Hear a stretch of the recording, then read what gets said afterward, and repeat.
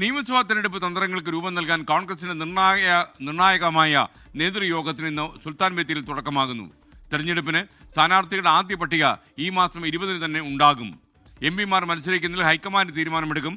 KPCC working പ്രസിഡന്റുമാരായ PC വിഷ്ണുനാഥും AP അനിൽകുമാറും സുൽത്താൻ ബത്തേരിയിലെ ലക്ഷ്യ leadership സമ്മിറ്റുമായി ബന്ധപ്പെട്ട് 24 ഇക്കാര്യം പ്രതികരിച്ചു. ആദ്യം നമുക്ക് ആ പ്രതികരണങ്ങളൊന്ന് കാണാം. മുൻകാല തെരഞ്ഞെടുപ്പിനെ അപേക്ഷിച്ച് നോക്കുകയാണ് സ്ക്രീനിംഗ് കമ്മിറ്റി വളരെ നേരത്തെയാണ് വന്നിട്ടുള്ളത്. കാരണം ജനുവരി ഫസ്റ്റ് വീക്കിൽ തന്നെ നമുക്ക് സ്ക്രീനിംഗ് കമ്മിറ്റി വന്നു എന്ന് പറയുമ്പോൾ അത് AICCയും വളരെ നേരത്തെ കേരളത്തിലെ കാര്യങ്ങൾ നടക്കണമെന്ന് ആഗ്രഹിക്കുന്നു എന്നുള്ളതിൻ്റെ തെളിവാണ്. അപ്പോൾ അതിനനുസരിച്ച് കേരളത്തിലെ കോൺഗ്രസ് അതിനു വേണ്ടിയുള്ള കാര്യങ്ങൾ ചെയ്യും. ഇലക്ഷൻ കമ്മിറ്റി കൂടുന്ന കാര്യങ്ങൾ ഉൾപ്പെടെ എത്രയും പെട്ടെന്ന് പൂർത്തീകരിച്ച് ഒന്നാം ഘട്ടമായിട്ടുള്ള സ്ഥാനാർത്ഥികളെ പ്രഖ്യാപിക്കാൻ കഴിയും എന്ന് തന്നെയാണ് പ്രതീക്ഷിക്കുന്നത്. അപ്പോൾ ഏറ്റവും നല്ല ലിസ്റ്റായിരിക്കും വരിക.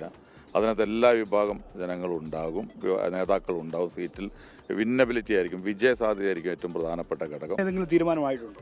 ഇല്ല, അത് കോൺഗ്രസ് ഹൈക്കമാൻഡ് തീരുമാനം എടുക്കേണ്ട കാര്യമാണത്. ഇപ്പോൾ MPമാർ മത്സരിക്കണമോ വേണ്ടയോ എന്നുള്ള കാര്യത്തിൽ തന്നെ കോൺഗ്രസ് ഹൈക്കമാൻഡിൽ ഒരു തീരുമാനം ഉണ്ടായി കഴിയുമ്പോൾ മാത്രമാണ് പിന്നെ അതിൽ ആരൊക്കെ മത്സരിക്കുമോ വേണ്ടയോ എന്നൊക്കെ തീരുമാനിക്കുന്നത്. അപ്പോൾ കോൺഗ്രസ് ഹൈക്കമാൻഡിൽ നിന്നാണ് അത്തരം ഒരു നയപരമായ തീരുമാനം ഉണ്ടാകേണ്ടത്. ഈ പറഞ്ഞ കാര്യങ്ങളടക്കം മുഖ്യമന്ത്രി സ്ഥാനം അടക്കമുള്ളതൊക്കെ അതിനുശേഷം വരുന്ന കാര്യമാണ്. കാരണം ഇത്തരം മുഖ്യമന്ത്രി സ്ഥാനം, സ്ഥാനാർത്ഥി നിർണയത്തിലെ തർക്കം, ഇതിലൊക്കെ തട്ടി മുമ്പ് അധികാരം നഷ്ടപ്പെട്ട അനുഭവമുള്ളൊരു പാർട്ടിയാണ് കോൺഗ്രസ്. അപ്പോൾ അതിൽ നിന്നൊക്കെ പാഠം പഠിച്ച പാർട്ടിയാണ് കോൺഗ്രസ്. അതേസമയം കർണാടക ആസ്ഥാനമായ ഒരു പ്രൈവറ്റ് ഏജൻസി എല്ലാ മണ്ഡലങ്ങളിലും വിജയസാധ്യതയ്ക്ക് വേണ്ടി സർവേ നടത്തി കഴിഞ്ഞു എന്നാണ് മനസ്സിലാക്കുന്നത്. അതിന് സർവേക്ക് ശേഷം ഈ വിജയസാധ്യത പട്ടിക ഹൈക്കമാൻഡിനെ അവർ കൈമാറിയെന്നും വിവരം ലഭിച്ചിട്ടുണ്ട്.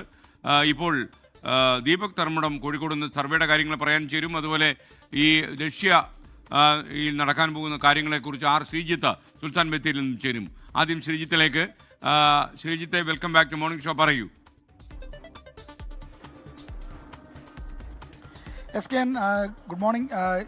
ഈ ലക്ഷ്യ 2026 അല്പസമയത്തിനകം തുടക്കമാകും. 11 മണിയോടുകൂടിയാണ് ഈ പരിപാടികൾ ആരംഭിക്കുന്നത്.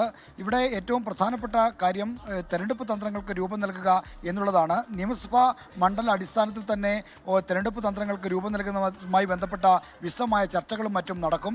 ഈ ചർച്ചകളുടെ അടിസ്ഥാനത്തിലായിരിക്കും നിയമസഭാ തെരഞ്ഞെടുപ്പിലേക്ക് ഉള്ള ഒരു കോൺഗ്രസിൻ്റെ UDFൻ്റെ ഒരു മുന്നേറ്റം ഉണ്ടാകാൻ പോകുന്നത്. സർക്കാരിനെതിരായ പ്രക്ഷോഭ പരിപാടികളെ കുറിച്ചുള്ള ഗൗരവതരമായ ആലോചനയും ഇവിടെ ഉണ്ടാകുമെന്നാണ് അറിയിച്ചിരിക്കുന്നത്.